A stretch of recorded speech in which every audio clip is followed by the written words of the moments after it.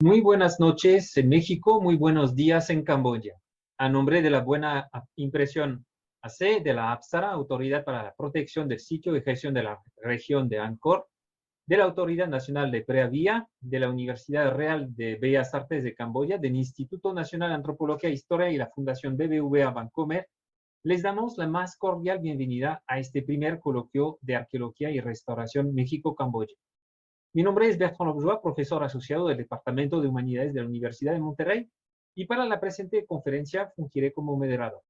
Por lo pronto, voy a ceder la palabra al maestro Fernando Aceves Humana, organizador de este primer coloquio de Arqueología y Restauración México-Camboya. Buenas tardes, noches, Fernando. Buenas noches. Para mí hoy es un día muy especial. Quiero agradecer, bueno, también los que han hecho posible esto, ¿no? A la Autoridad Nacional APSARA en Camboya, al Instituto Nacional de Antropología e Historia y a Chau Sun Keria, que tanto esfuerzo ha hecho para llevar a cabo este coloquio. También agradecer a nuestros traductores que han hecho un esfuerzo extraordinario, a Ken Mahui y a Marcela Contreras, que sin ellos no sería posible este coloquio. A Nian Sochet, director de Asuntos Académicos de la Royal University of Fine Arts. Vamos también a hablar un poco de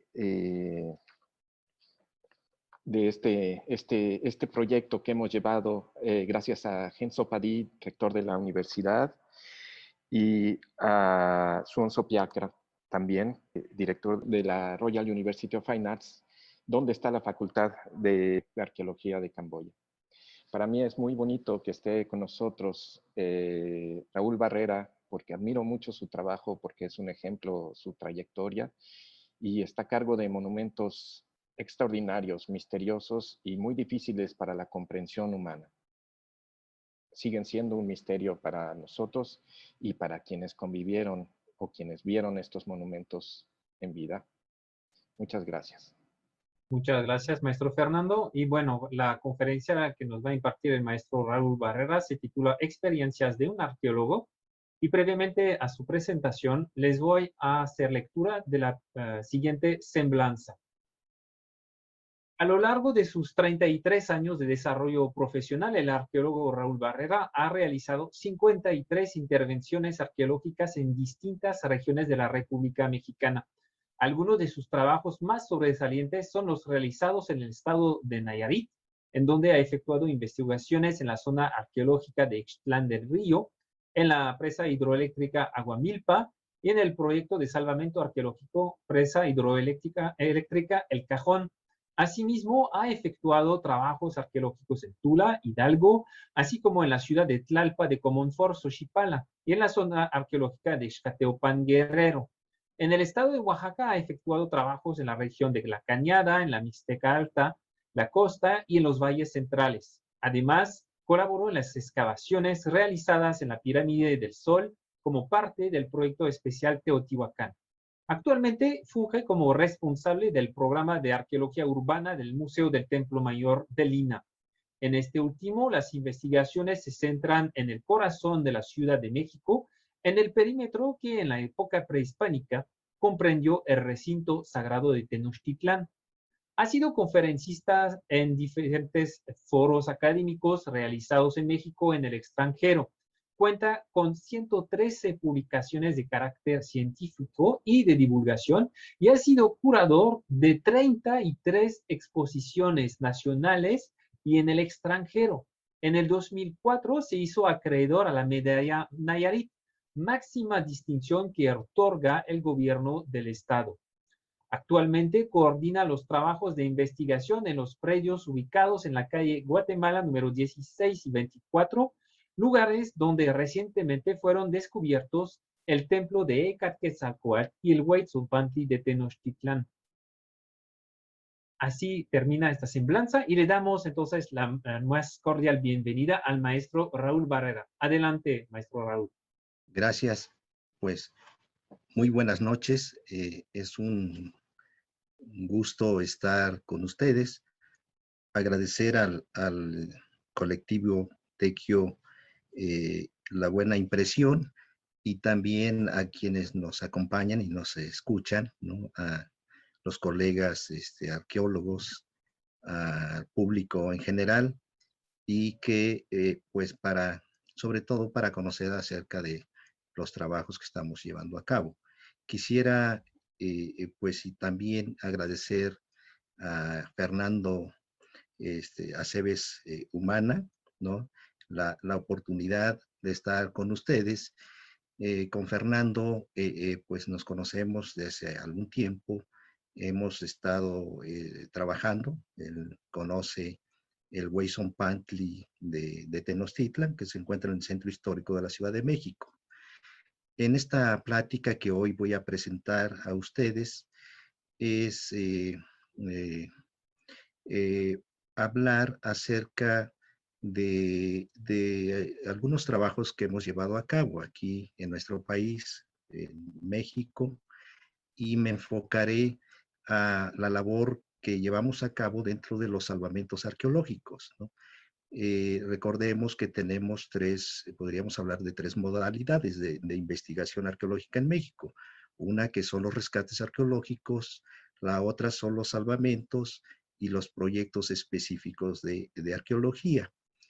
Los salvamentos se relacionan con las obras que se llevan a cabo en diferentes lugares de nuestro país.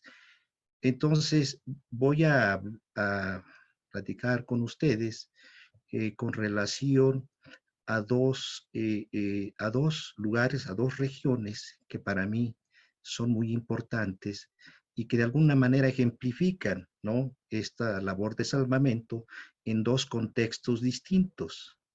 Y sobre todo es para que pues también quienes no se dedican a esta profesión que es la arqueología, pues puedan conocer la labor que llevamos a cabo, ¿no?, en diferentes circunstancias, en diferentes escenarios geográficos y culturales. Entonces voy a iniciar con un proyecto que llevamos a cabo en la región del estado de Nayarit, que se encuentra hacia el occidente de México, de esta nación, y posteriormente voy a hablar sobre los trabajos que estamos llevando a cabo en el centro histórico de la Ciudad de México, que igualmente es una labor de salvamento arqueológico. Entonces veremos las estrategias, cómo intervenimos cada una de estas dos regiones que son distintas y qué hemos hecho para poder investigar, pero también para proteger el patrimonio arqueológico.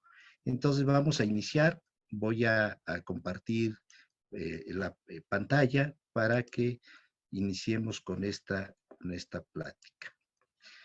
Bien. Iniciamos con esta imagen que es la región de la Sierra Madre Occidental en el estado de Nayarit y que es una zona sumamente agreste, ¿verdad?, en donde llevamos a cabo un proyecto de salvamento arqueológico donde se pretendía llevar a cabo la construcción de una presa hidroeléctrica por parte de la Comisión Federal de Electricidad de México, y ahí estuvimos trabajando entre los años 2003 y 2006. Entonces pasamos a esta imagen para ubicarnos en cuanto a la región en la que vamos a tratar el día de hoy y cuyo fin como les he comentado, es ver las estrategias que nosotros desarrollamos en estos dos, o que llevamos a cabo en estos dos proyectos de salvamento arqueológico, ¿verdad?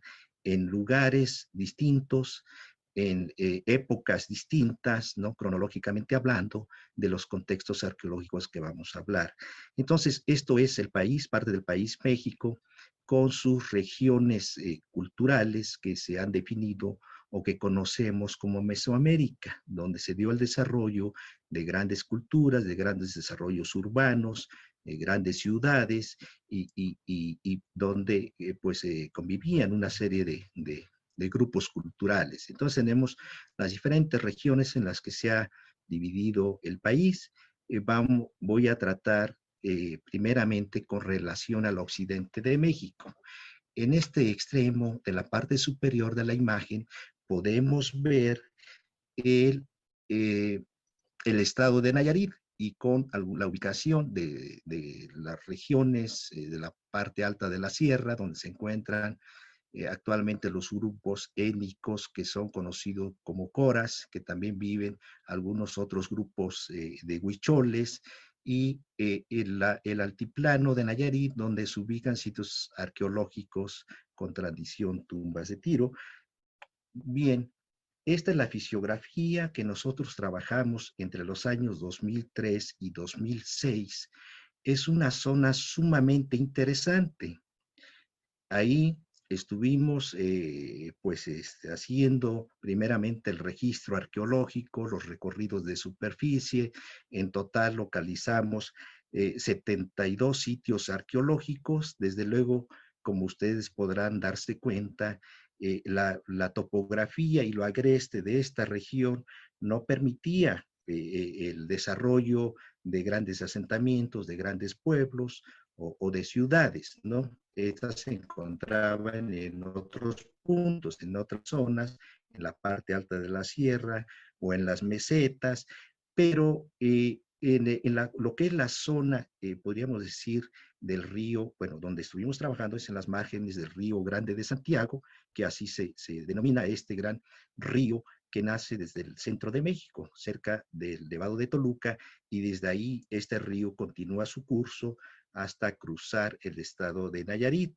Entonces, en el área que se pretendía construir una presa que cubría aproximadamente 65 kilómetros de longitud, hicimos los recorridos, ¿no? Ahí estuvimos, ahí acampamos en algunos lugares de donde realizamos nuestros recorridos a hacer el registro de estos sitios arqueológicos, que como vamos a ver en esta plática, tenemos de diferentes momentos. Algunos sitios desde hace 2000 años de antigüedad que ahí habitaron y que ahí se desarrollaron, y que posteriormente continuó la ocupación a otros momentos, ¿verdad?, cronológicos. Y pues este es un aspecto de la sierra, de esta maravilla de la naturaleza, y que tuvimos la oportunidad de conocer, de caminar y de acondicionarnos, de acoplarnos a las condiciones en las que nosotros nos estábamos ubicados. Este otro aspecto, aquí podemos ver el caudal del río Santiago, que es un río pues sagrado, ¿no? Como lo vamos a ver, es un río totalmente sagrado para los grupos indígenas que ahí viven, como son los coras y huicholes. Entonces, estas son las condiciones que se nos presentaban en aquel momento en este proyecto de la Dirección de Salvamento Arqueológico, y que estuvimos trabajando de manera intermitente por un lapso de 4 años en toda esta región. Bien, los recorridos los hacíamos en ocasiones a pie, porque como ustedes se han dado cuenta, es una zona sumamente agreste, con poca población humana actualmente. Entonces había que hacer los recorridos en animales de carga, con guías de la región, y poder acceder, poder llegar a estos sitios para llevar a cabo el registro y ver la manera de proteger los vestigios arqueológicos. Uno de los lugares más interesantes es este sitio, de los sitios más emblemáticos que nosotros pudimos localizar es este correspondiente a la tradición Tumbas de Tiro, y que se encuentra a la orilla del Río Grande de Santiago, en una de las laderas. Aquí podemos apreciar, esta es la zona donde había un panteón, donde depositaban a sus muertos en época prehispánica, hace 2000 años aproximadamente. Entonces es un lugar exclusivo a donde van a enterrar a sus muertos, ¿no? A la orilla del río, a este río sagrado que para la cosmovisión de los pueblos actuales, a los pueblos indígenas, estos ríos son sagrados y se relacionan con el lugar de los muertos. Para los nahuas sería el inframundo, el camino a donde van a descansar los muertos. Y estos ríos son la representación de serpientes, son serpientes ondulantes, y que estas serpientes tienen mucha relación con el agua, ¿no? Bien, entonces registramos en total 4 sitios de tumbas de Tiro. Estas tumbas, podríamos decir, se conocen como tumbas de Tiro, pero en realidad son orificios en la tierra que pueden tener entre 80 y 90 centímetros de diámetro. Son unos pozos verticales y que en el fondo se encuentra un acceso hacia una bóveda. En esa bóveda, que puede tener 3 o 4 metros de diámetro, ahí depositan a sus muertos, ahí los enterraban en este lugar y les colocaban objetos que van a acompañar a estos muertos en su tránsito hacia otra vida, ¿no?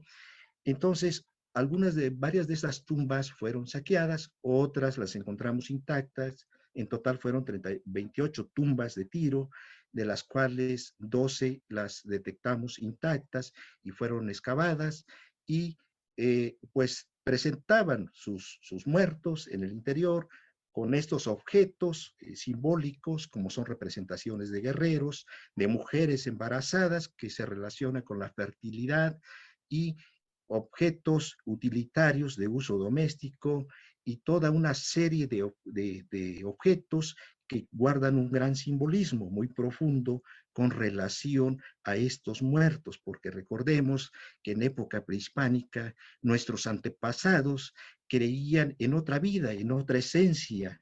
La vida no terminaba con la muerte, simplemente era un tránsito para continuar en otra esencia, en otro nivel, y ese es el fin, ese es el objetivo de colocar estos objetos y estas ofrendas en ese tránsito, en esa lucha del muerto, en ese camino hacia otra nueva esencia, hacia otro nivel de vida, ¿verdad?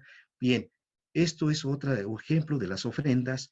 Allí podemos apreciar los objetos. Cuando la detectamos, encontramos esta tumba intacta, con los objetos y con sus muertos ahí depositados. Aquí podemos apreciar los huesos, los cráneos de los individuos. En total son 7, hombres, mujeres y algunos niños, sus collares, sus pulseras de concha, y estas esculturas maravillosas de arcilla, de mujeres prominentes en diferentes aspectos que fueron colocadas, y una serie de objetos de acompañamiento, como son guerreros que están acompañando en este tránsito hacia otra vida a estos muertos. Y este es otro sitio que logramos registrar. Desafortunadamente no tuvimos la oportunidad de excavarlo como nosotros hubiéramos querido, por las circunstancias que les he comentado, que es una zona agreste en la que prácticamente no hay acceso. La única manera de llegar es caminando por horas o incluso días para poder llegar a estos lugares. Había que acampar, estacionarnos, quedarnos ahí, vivir por algún tiempo y de ahí salir nuevamente, ¿no? Entonces este sitio no tuvimos la oportunidad de excavarlo a mayor profundidad, pero logramos registrarlo, protegerlo y excavar una de estas tumbas de Tiro. Bien, la cerámica, estos objetos de estas piezas de hace 2000 años de antigüedad, son extraordinarias. son polícromas en diferentes colores, diferentes motivos, diferentes diseños geométricos y simétricos, y pues tiene toda una representación simbólica que hay, iconográfica, que hay que interpretar. Tenemos cajetes, platos, ollas, vasijas fitomorfas, vasijas antropomorfas. Entonces, este es un pequeño ejemplo de lo que tenemos ahí. Estas piezas de tumbas excavadas arqueológicamente, que son representaciones de estas mujeres prominentes que están desnudas, todas, que pues tienen toda una representación de diseños corporales, tanto en los rostros como en el cuerpo. Algunas llevan una vasija en la mano, o también su bebé que llevan en la mano o en la espalda, como en este caso, y tienen un gran simbolismo. Algunas presentan espirales, en la parte superior de la cabeza tienen un orificio. Estas esculturas, en cierta manera, son recipientes en los que en época prehispánica, en determinados rituales, colocaban allí algo, algún líquido que se incluía o se colocaba hacia el interior de estas vasijas. Por ejemplo, en esta vasija prominente, las facciones del rostro de esta mujer son muy expresivos. Presenta unas líneas negras que pareciera ser como si se tratara de lágrimas de esta mujer que tiene las manos en el vientre y que pues son muy expresivas. Otras, como en este caso, presenta un modelado cefálico, ¿verdad? Bien. Además, hay otras representaciones de estos objetos que están acompañando a estos muertos que fueron colocados en este sitio conocido como la playa, a la orilla del Río Grande de Santiago, ¿no? Que es en el corazón de la sierra. Entonces, desde luego que todos estos grupos no vivían ahí. Ellos vivían en otros pueblos grandes, quizás ciudades, en lugares lejanos, distantes, pero como era un lugar sagrado, era donde iban a enterrar a sus muertos. Quizás caminaban muchos kilómetros para llegar hasta este punto y poder enterrar a sus muertos en este lugar. Bueno, entonces, todo este escenario, toda pues podríamos decir, lo que acompaña a estos muertos, como son los guerreros, son las mujeres embarazadas, símbolos de fertilidad, pero también hay representaciones de jugadores de pelota, de músicos, como son estos, este músico que está tocando un tambor, otro, que tiene otro instrumento que nosotros llamamos, que es un güiro, que lo está tocando, son músicos. Otros presentan el labio leporino, un corte en el labio que quizás sea intencional. Aquí tenemos dos jugadores de pelota que tienen en la mano la pelota. Estos son jugadores. Este otro está tomando quizás una bebida sagrada, que podría ser lo que se conoce como tejuino, que está tomando este individuo. Representaciones de aves, como en este caso, que son guacamayas, una codorniz, un tlacuache, es hembra y está embarazada, ¿no? Y algunas otras que son representaciones cotidianas de la vida diaria, los guerreros, como en este caso, ¿no? Que con toda su indumentaria y toda la decoración corporal que presentan tanto en la cara como en el cuerpo, en los brazos, y el arma que llevan aquí, esta arma que es una especie de macana. Estos son guerreros con sus decoración, sus narigueras, sus adornos en las orejas, los collares que debieron ser de concha, y son representaciones de guerreros que van a acompañar a estos muertos en esa lucha de las fuerzas, para acompañar a estos individuos en ese tránsito hacia una nueva vida, ¿no? Otras representaciones en diferentes posiciones de guerreros con sus indumentarias, muchas veces distintas. Bien,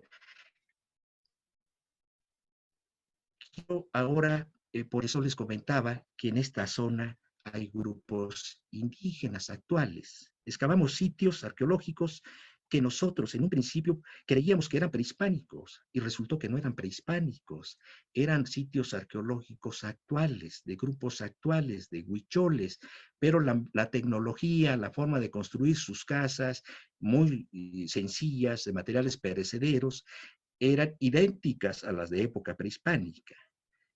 Entonces, estábamos en una región donde existen los grupos indígenas actuales y la investigación arqueológica nos llevó a contemplar y conocer y documentar también parte de estos grupos indígenas para tratar de entender un poco de lo que teníamos a nivel arqueológico. Afortunadamente, en nuestro país, en ciertas regiones, tenemos o hay esa posibilidad, porque México es un país multicultural, de muchas culturas, donde conviven y donde existen tradiciones y cosmovisiones que vienen desde época prehispánica.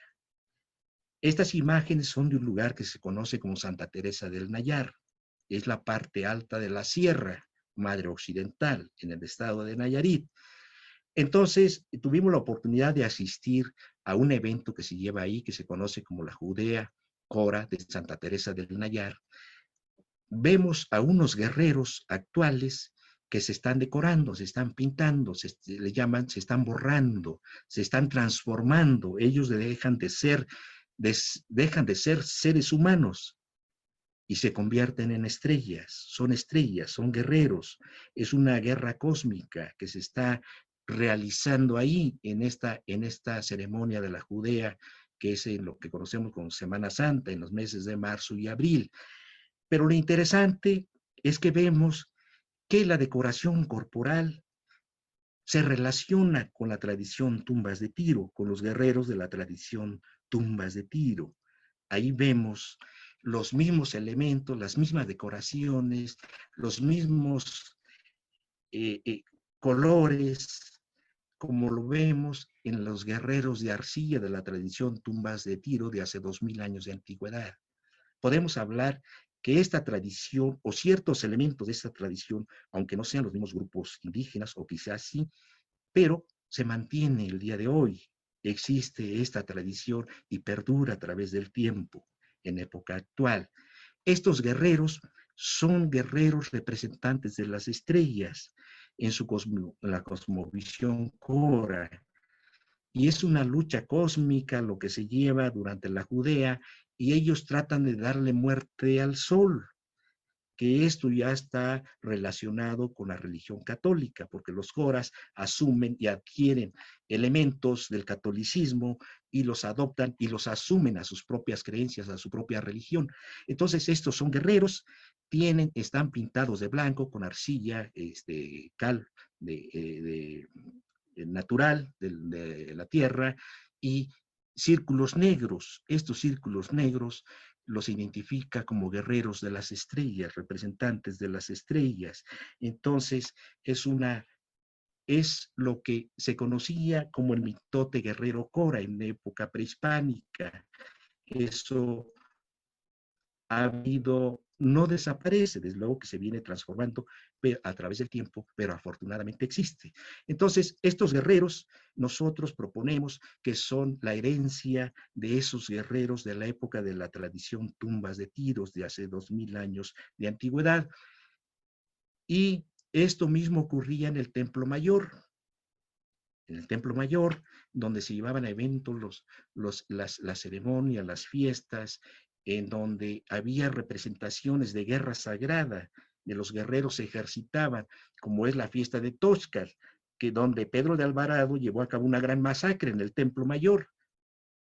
Y era eso mismo, era la representación de los guerreros, de las luchas, de las guerras sagradas que se llevaban dedicadas a sus dioses. Entonces, quizá no sea totalmente idéntico, pero es ese mismo concepto, ese mismo fin, lo que tenemos en la sierra, en el corazón de la Sierra Madre Occidental, donde se encuentran los coras, ¿no? Ahí se están ejercitando, es una lucha fuerte, tienen las armas que son estas macanas, como ustedes lo acaban de ver en los guerreros de arcilla, de la tradición tumbas de tiro, de esta misma región. Se cree, o más bien se sabe, que los coras son, aún en el siglo XIX, hacían enterramientos en tumbas de tiro, ¿no? Hoy ya no existen estas tumbas, fueron prohibidas, pero ellos todavía enterraban en algunos lugares en tumbas de tiro. Entonces, pues esta es esta ceremonia, y donde he tenido la oportunidad de estar ahí. Desde el año 2006 estoy yendo a esta región de la sierra a documentar la Judea Cora, a Santa Teresa del Nayar, que es el punto, podríamos decir, más alejado de la sierra, y donde pues hemos tenido la oportunidad de estar por ahí. Es muy complejo estos rituales, sumamente complejo, pero creo que poco a poco habrá que ir registrando y ir conociendo todo esto, y como parte del trabajo arqueológico que llevamos en esta región.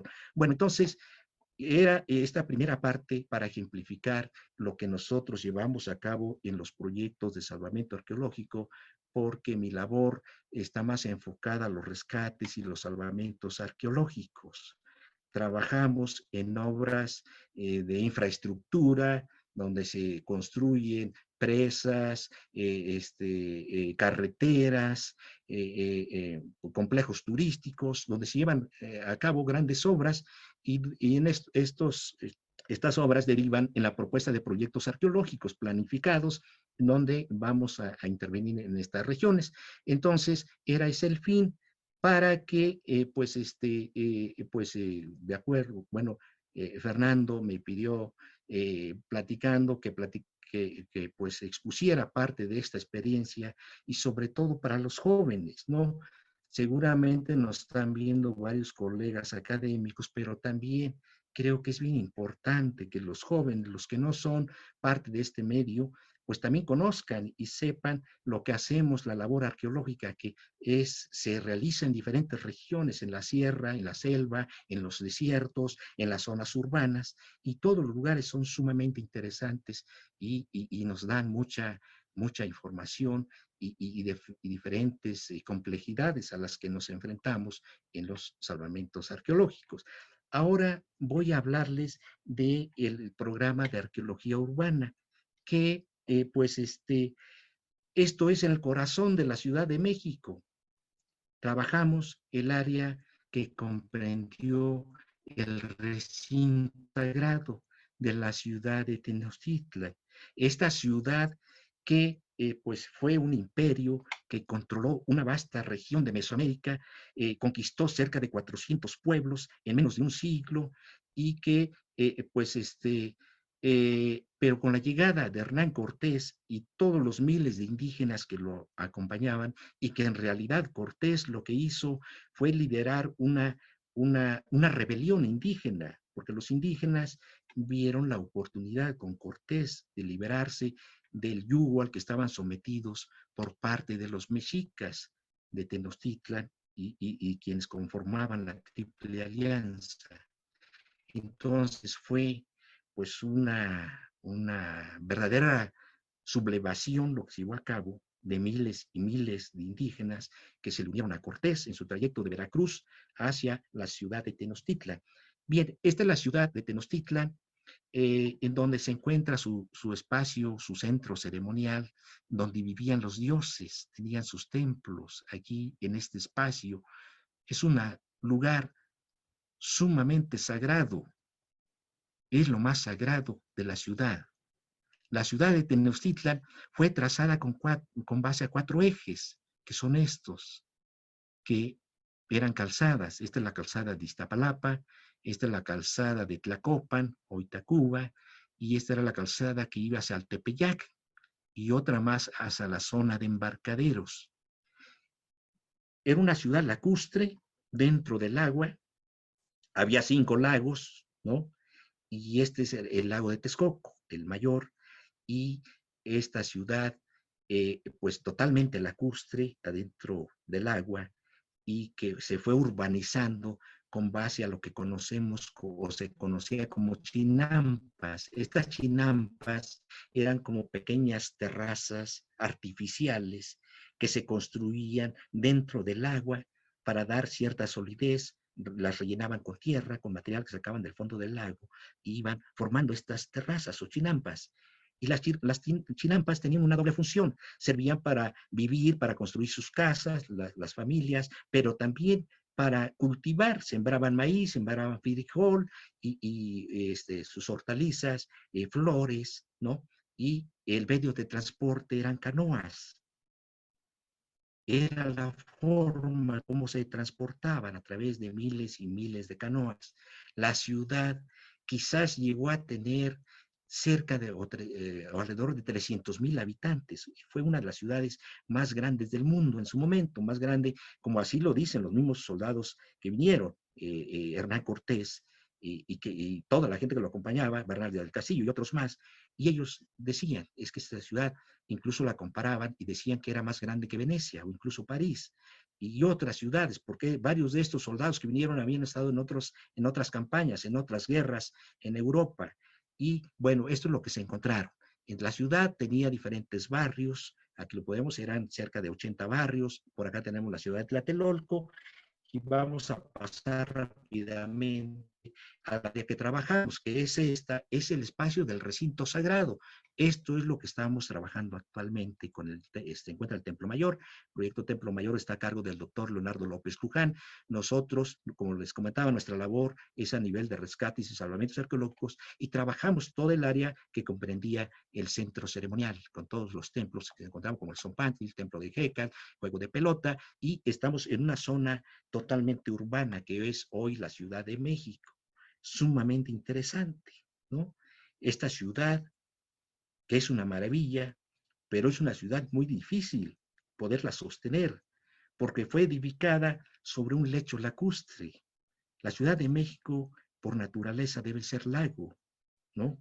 Entonces, es una ciudad que tiene problemas en cuanto al hundimiento de diferencial, porque al ser lago y se extrae el agua, el 70% del agua que consume la Ciudad de México proviene del subsuelo de la misma ciudad.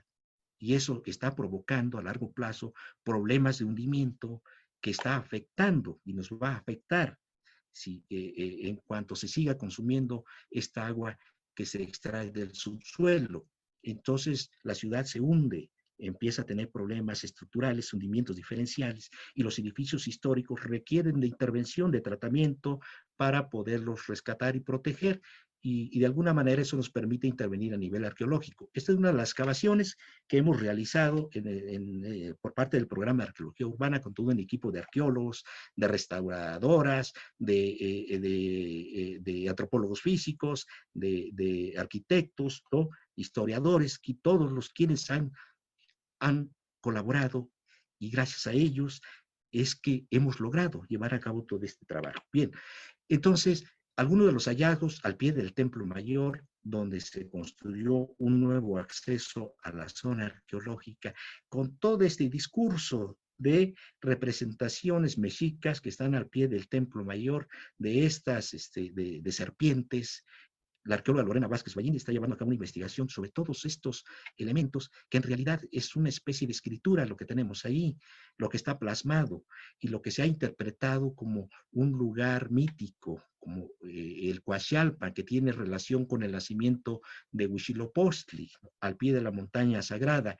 Entonces, este espacio se relaciona con la vida y con la muerte, con el sacrificio humano, más bien con la muerte, con la guerra, con el sacrificio y con la muerte, ¿no? Son representaciones de guerra, casi lo que tenemos ahí, y que tiene que ver pues también con los cautivos de guerra, excavaciones de depósitos mortuorios, ofrendas, y nuestra labor también es que proteger este patrimonio por parte del programa de arqueología urbana es investigar, pero también proteger el patrimonio que se encuentra en el subsuelo de la Ciudad de México. En algunos casos muy especiales se puede exhibir estos vestigios para que los conozca la gente, porque finalmente nosotros hemos entendido que trabajamos para la gente. Nosotros investigamos en nuestra labor, hacer nuestro trabajo, pero también necesitamos darle a la gente ese pasado para que lo puedan disfrutar, lo puedan conocer. Desde luego que no todo es posible, porque no es tan sencillo, se tiene que ver la seguridad del lugar, del vestigio, asegurar que se preserve, y en algunos casos se ha logrado que se lleven a cabo espacios museográficos, como en este caso. Aquí tenemos una estructura circular que se conoce como Cuauhxicalco y que tiene que ver con actividades relacionadas con el fuego. Y tenemos aquí un árbol, un tronco, un árbol sagrado que se excavó y se protegió y actualmente está exhibido. Muy bien. Esto es el Centro Cultural de España en México.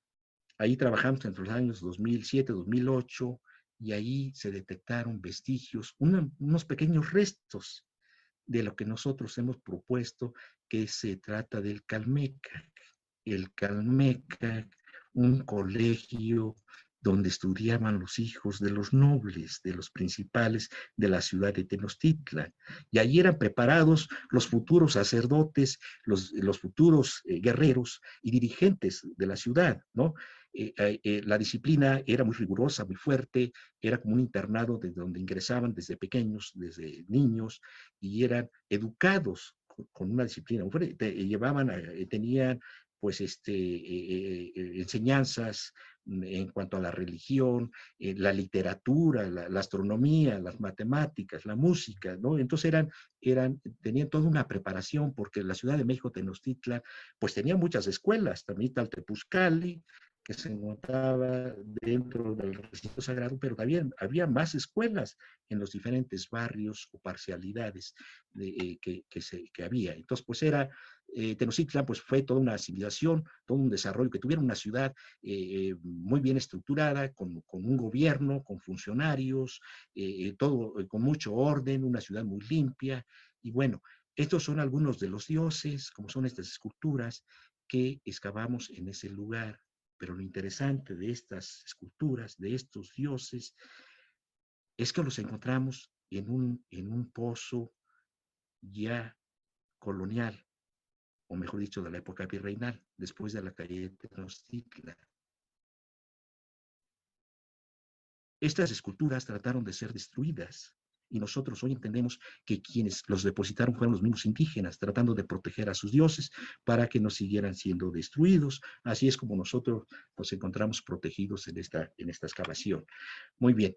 Algunos de los otros objetos, como son estas esculturas, se trata de un águila Cuauhxicalli, algunas almenas, miren esta maravilla, almenas de arcilla, que son remates arquitectónicos que medían cerca de 2 metros de longitud por 1 metro de ancho y que decoraban el Calmecac. En total son 7.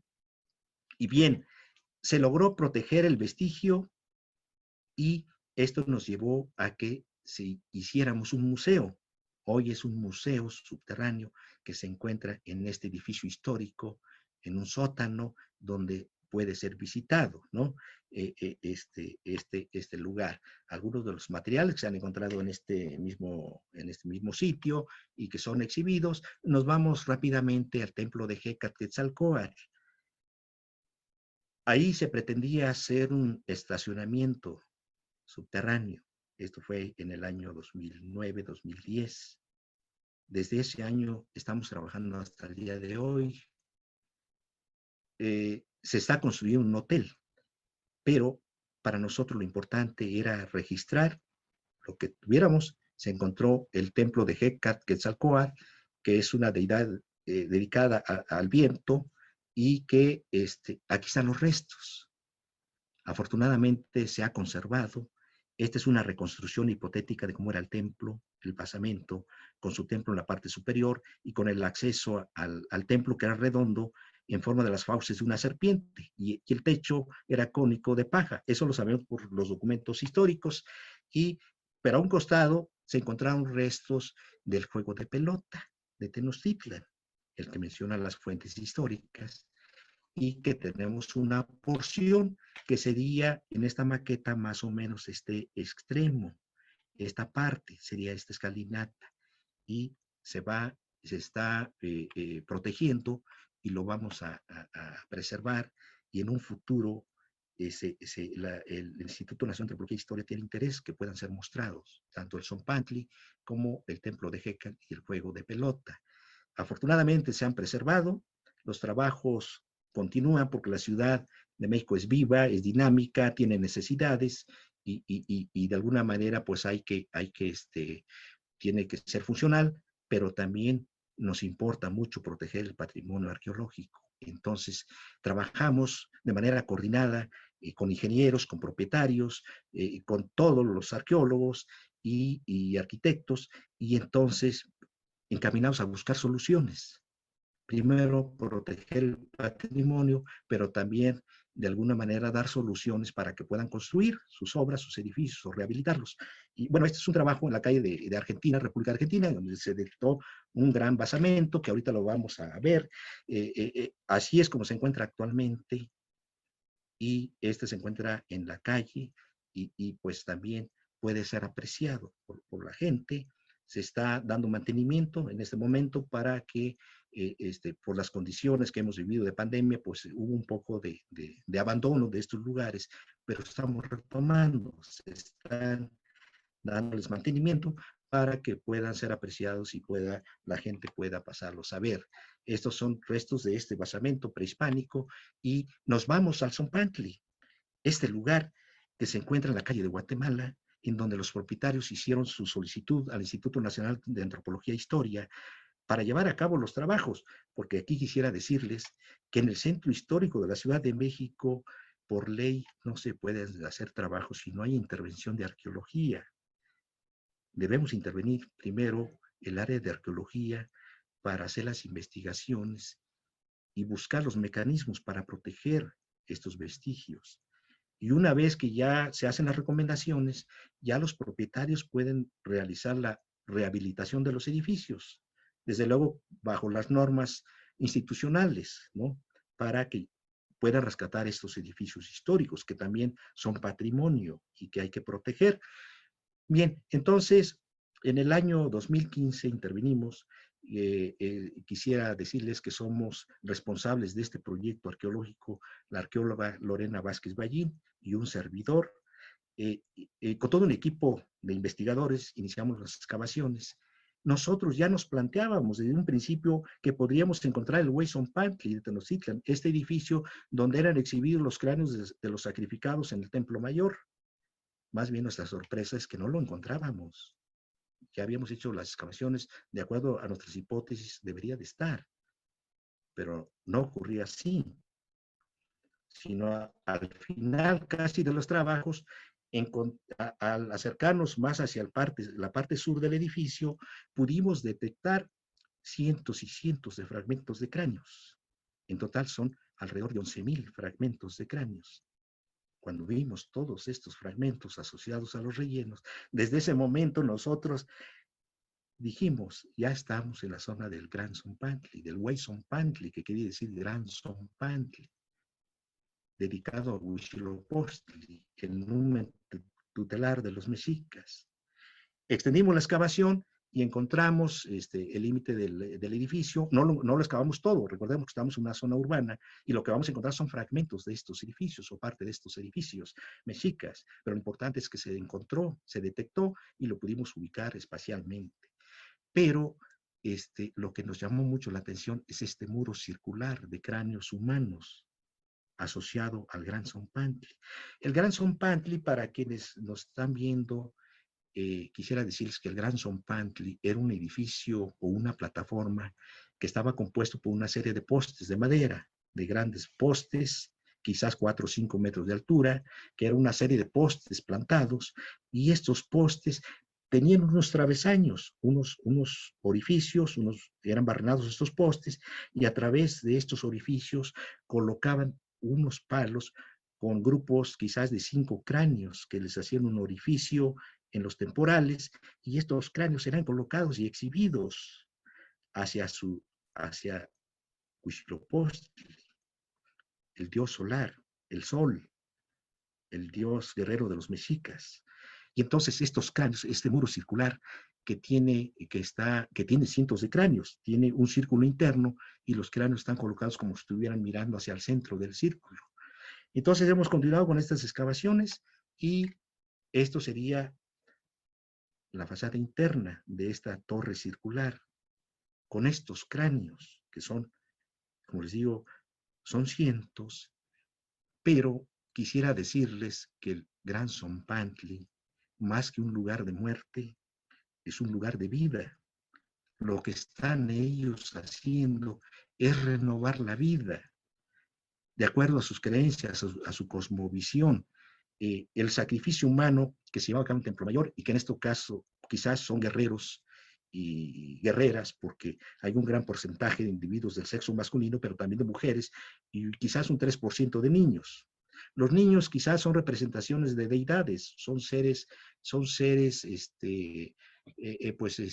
divinidades, ¿no? Entonces, pero todos esos individuos finalmente son sagrados. Es uno de los espacios más sagrados de la ciudad, porque ellos fueron sacrificados, muchos de ellos por voluntad propia, porque eran guerreros y sabían cuál era su destino, que podían morir en el campo de batalla, pero también podían ser capturados y ser sacrificados y ser ofrendados a su Dios. Bien, entonces, esta es la fachada externa. Recientemente la hemos descubierto, estamos trabajando y tenemos ya la fachada externa de esta torre, o muro circular, a manera de cilindro, de 4,70 metros de diámetro, de este muro circular, que parcialmente fue destruido por la conquista, por la llegada de Hernán Cortés, quien destruyó la ciudad casi totalmente, únicamente de ese momento que conocieron ellos en 1519, quizá nos queda un 7%. Lo que conocemos más son eventos anteriores de otras épocas. Bueno, entonces esta es la fachada con su desplante. Bien, este es el diámetro de este muro circular con sus cráneos y actualmente estamos trabajando esta otra parte. Ya estamos delimitando casi la totalidad de este muro, de esta torre.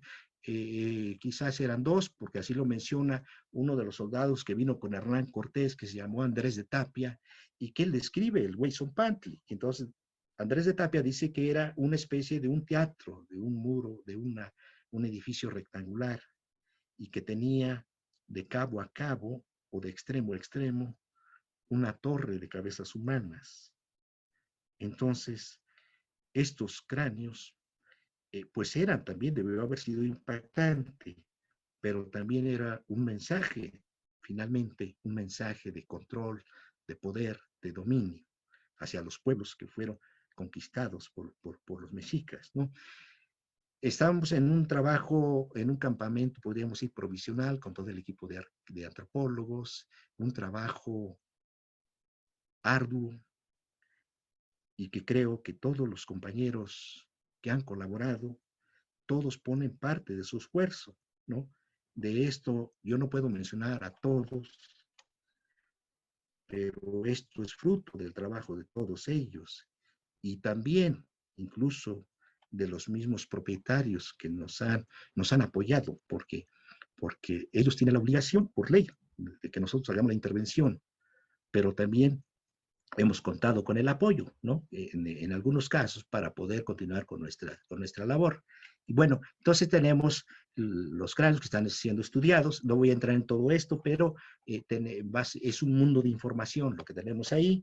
Y esta es una reconstrucción que se está realizando con base a los datos.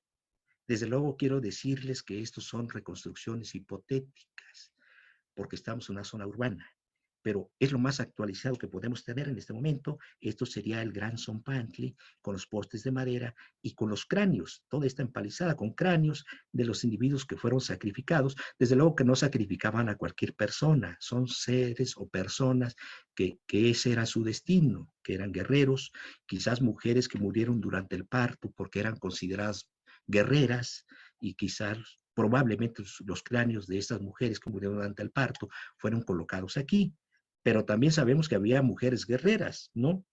que quizá no era muy común que muchas mujeres se dedicaran a las labores de la guerra, pero sí sabemos en ciertos momentos, en ciertos eventos, mujeres iban a la guerra igualmente. Entonces, estas torres o estos muros, los cráneos eran bajados por sacerdotes de aquí, de esta empalizada, y eran colocados en esta manera de depósitos en estas torres circulares, que seguramente es una tradición no exclusiva de los mexicas, es una tradición mesoamericana.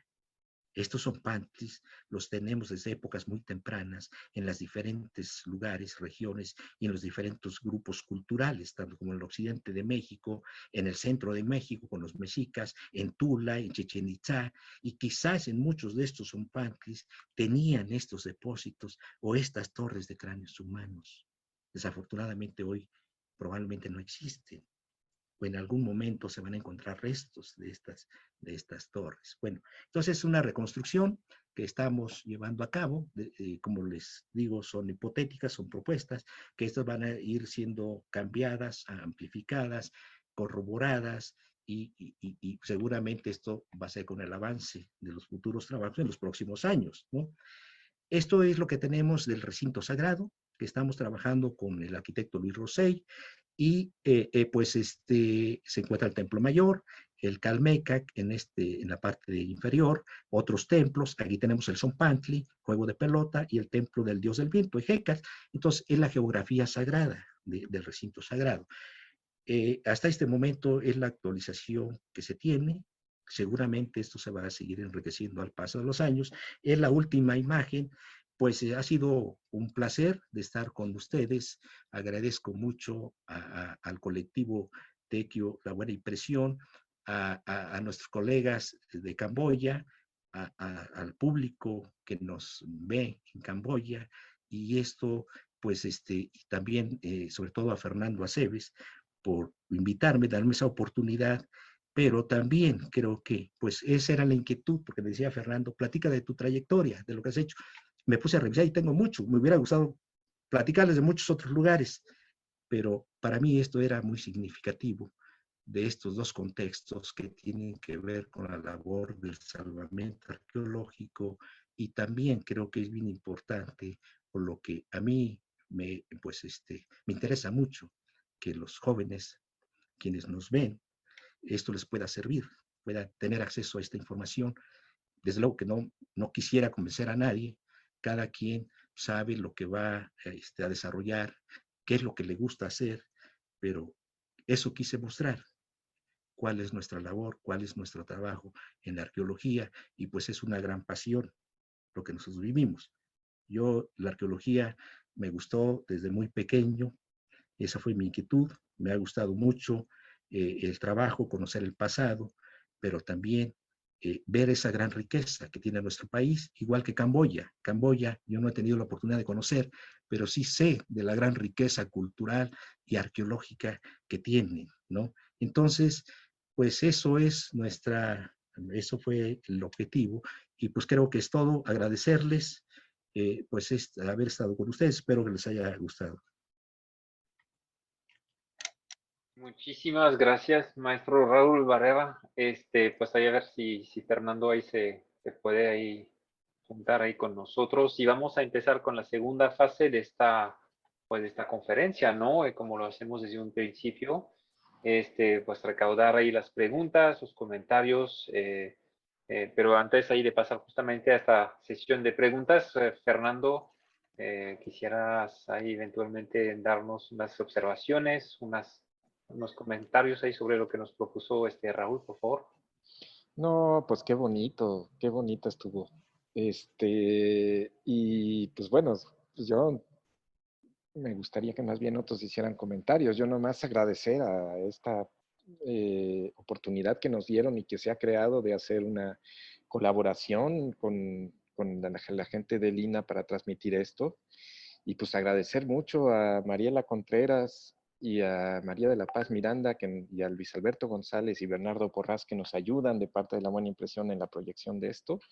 Y pues a Ulises Leiva, director de medios de Lina, y a Ana Galicia de TV INA, que pues hacen que el saber de de estos arqueólogos pueda difundirse para alcanzar a los jóvenes.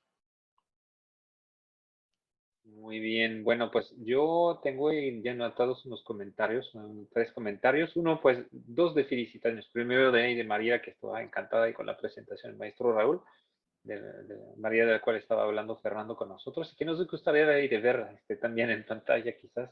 Y también, pues, de la doctora Keria Sun, que es ahí nuestra mano derecha, ¿verdad, Fernando? Allá en Camboya, que realmente ha hecho una labor increíble para poder juntar los panelistas camboyanos para este coloquio, que agradece justamente al maestro Raúl Barrera por su charla y que fue muy interesante esta charla en este sentido.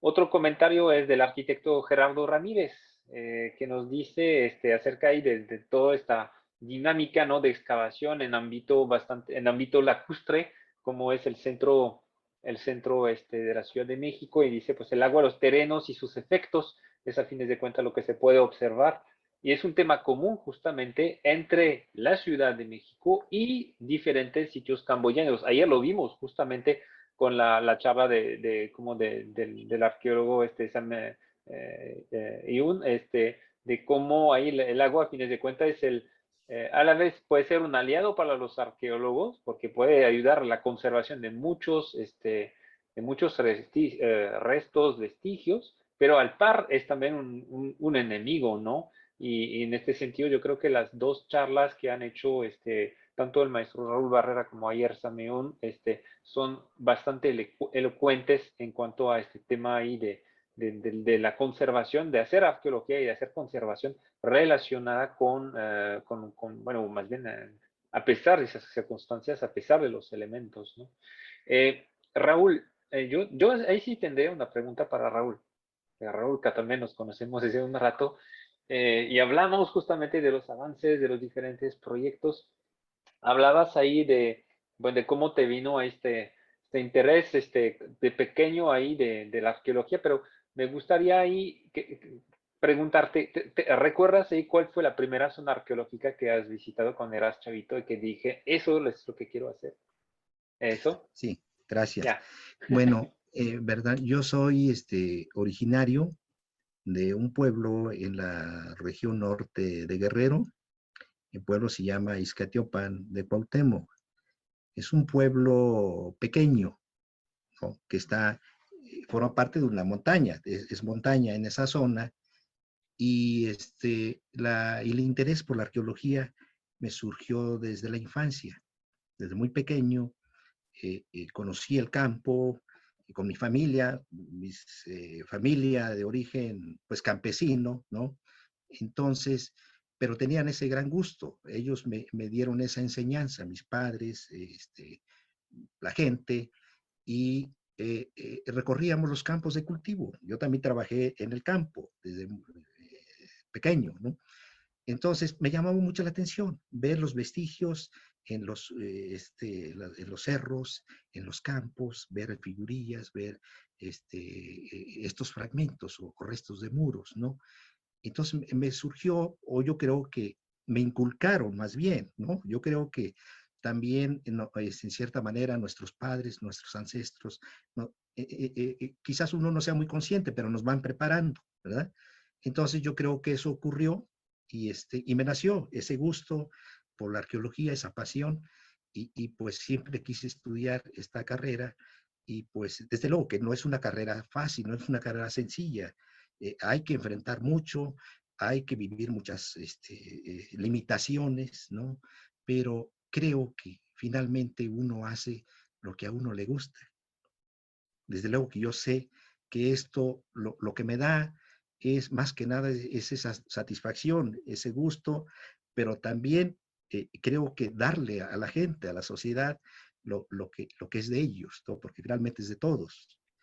Y entonces, pues vivir esos momentos, yo creo que todos quienes nos están viendo y que son arqueólogos saben ese momento, ese encuentro con el pasado, ¿verdad? Como nosotros lo hemos visto, lo que quizás sabíamos por documentos históricos, pero cuando se excava y lo estamos viendo de frente, es como una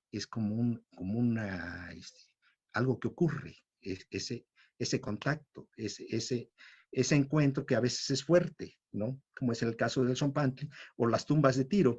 Entonces yo únicamente quería mostrar lo que es la labor de salvamento, pero en dos contextos distintos. Uno de hace 2000 años y otro de hace 500 años, y que pues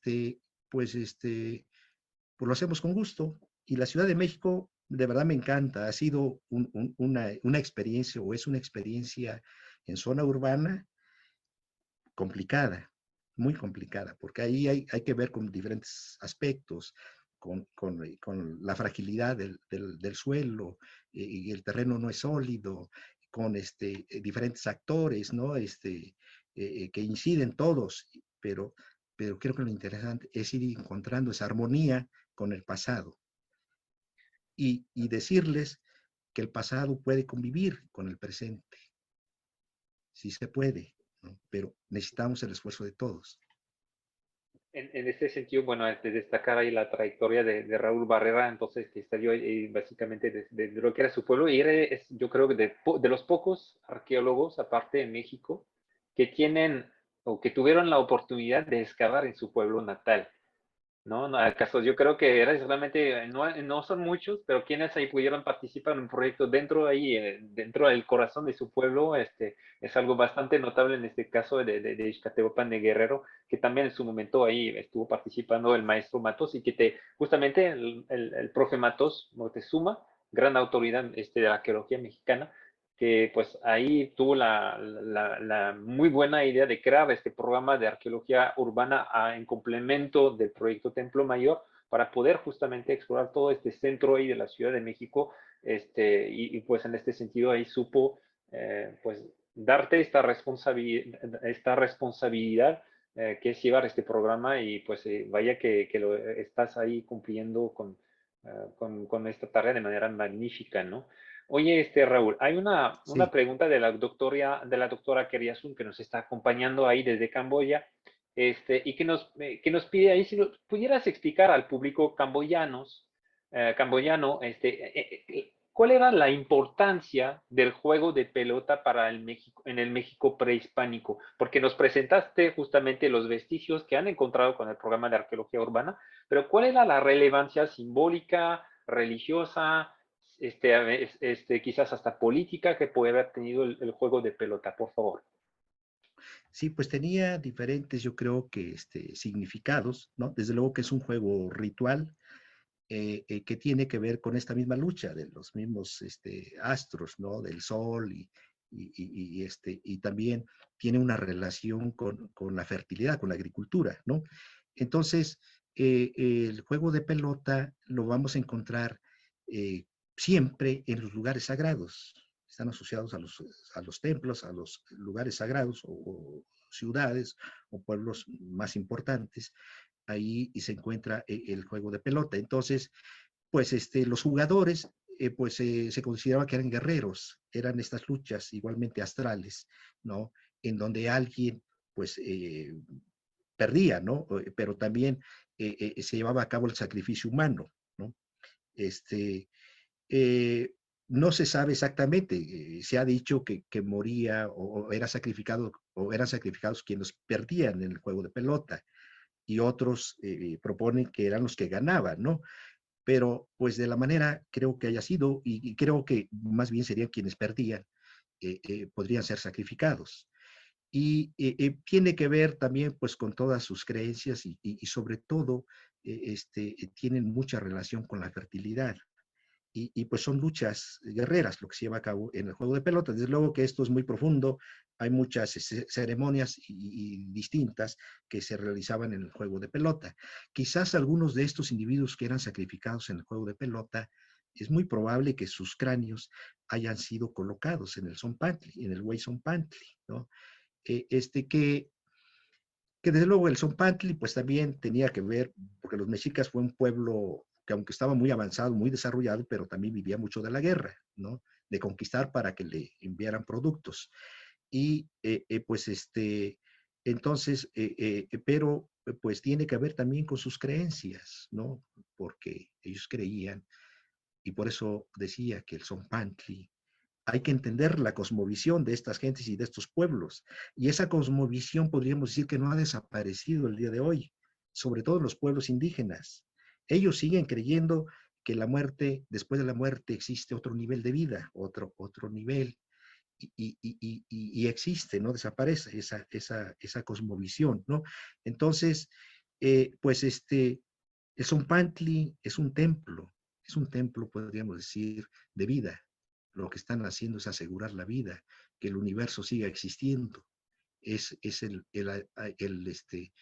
aseguramiento, ¿no? Y es un compromiso, una reciprocidad con los dioses, entre los humanos y los dioses. Entonces los dioses van a pagar, van a dar esos dones para que la vida siga existiendo y los dioses, o en este caso su dios, siga brindando beneficios a los humanos, ¿no? Bueno, ahí Bueno, únicamente, perdón, si me No, permites, adelante, adelante. en el programa de arqueología urbana estoy a cargo desde el año 2007 y pues yo he trabajado con el profesor Eduardo Matos Moctezuma desde muchos años atrás, lo conozco desde muchos años y yo estoy muy agradecido con él por esta oportunidad y por sus enseñanzas, porque mucho he aprendido de él.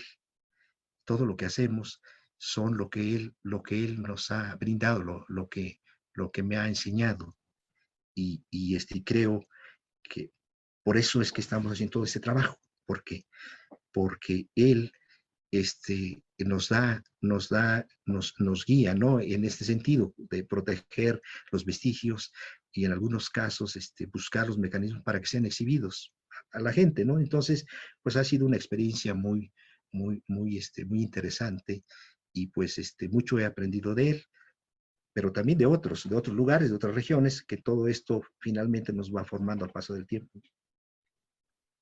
Gracias. Recordar también que hay una publicación fundamental acerca del juego de pelota que era una tesis doctoral de Eric Taladoire, un arqueólogo francés que estuvo ahí involucrado con la misión arqueológica francesa en los años 60, 70 y hasta ahora pues está presente también con el CEMCA. Y pues de hecho esta tesis está accesible en internet fácilmente por si les interesa, por más que esté redactada en francés, si bien no recuerdo. Bueno, hay un comentario ahí de parte de Ellen Jarvis, que nos está acompañando también desde el principio ahí de este coloquio. El comentario va en inglés, entonces voy a tratar de traducirlo a medida que lo estoy leyendo. Dice que es de relevancia muy peculiar o muy especial en Camboya, está justamente el tema de la excavación y la exhibición de restos humanos.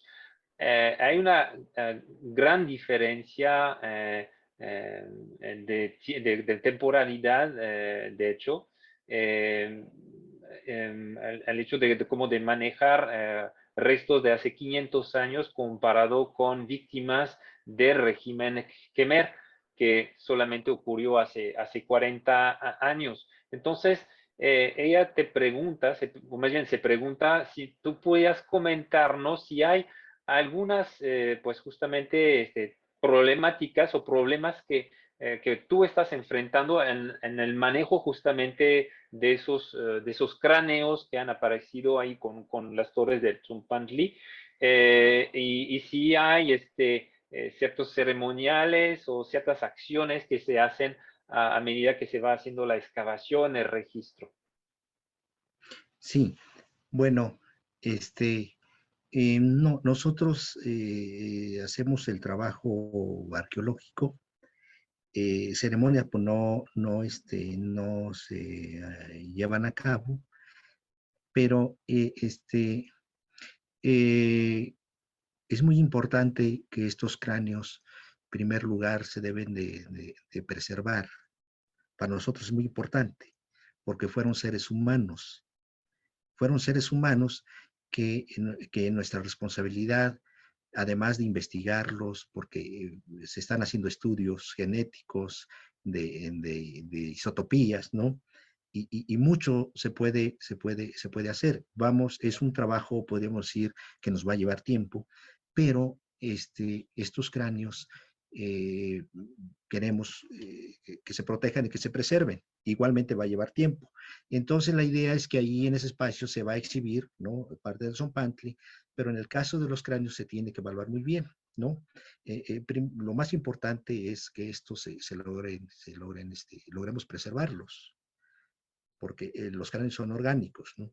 Y pues también, pero tampoco queremos agotar toda esta información, la queremos proteger para que quede como reserva a trabajos futuros, con nuevas tecnologías, para investigaciones futuras, ¿no? Nosotros únicamente nos vamos a limitar a tomar una muestra para nuestra investigación, para seguir trabajando, pero queremos asegurar que estos cráneos pues se protejan y se conserven para el futuro. Fernando quiere intervenir. Vamos a escuchar al maestro Fernando Aceves. Adelante, Fernando. Bueno, esta pregunta de Ellen Jarvis es interesante porque yo conocí la zona donde pues, hubo masacres que se llama Chun Ek y expusieron los cráneos un poco a la manera del Zompantli. Entonces, sí hay una similitud muy fuerte y cuando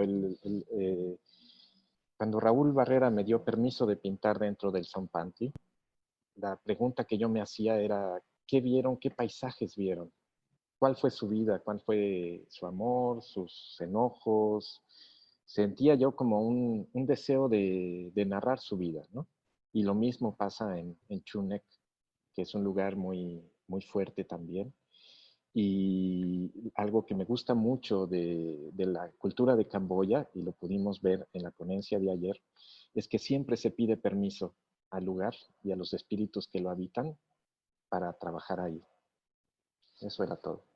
Vamos a cerrar esta sesión. Tenemos ahí la conversación del doctor Iadir Darit. El doctor Iadir Darit es el director adjunto del Departamento de Conservación de Monumentos fuera del Parque Angkor y de Arqueología Preventiva. Entonces estamos justamente en lo mismo, ahí el pendiente de Raúl, ¿no? Pero allá en Angkor. Y nos va a presentar Koker, la capital angkoriana del siglo X, historia, arqueología y conservaciones. Ahí está la invitación para que sigan este coloquio, primer coloquio de arqueología y conservación México-Camboya, ahí por el canal INA TV, también por el canal YouTube de La Buena Impresión. Más detalles, informes también en la página Facebook de La Buena Impresión. Por lo tanto, pues vamos a despedirnos de nuestros compañeros que están con nosotros y los invitamos entonces a seguir la programación por los medios de Lina. Hasta luego.